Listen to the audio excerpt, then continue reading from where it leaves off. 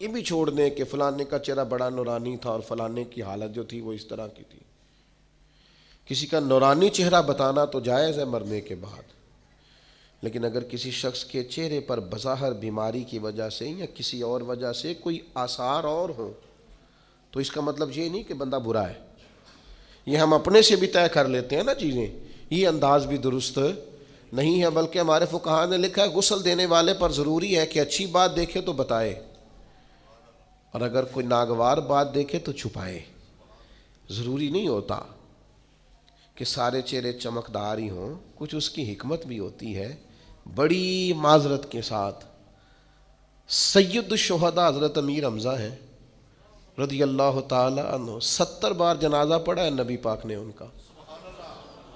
ہمیشہ حضور احد کے شہیدوں کے مزارات پہ جاتے، جناب ابو بکر جاتے، جناب عمر جاتے، جناب عثمان جاتے، مولا علی جاتے.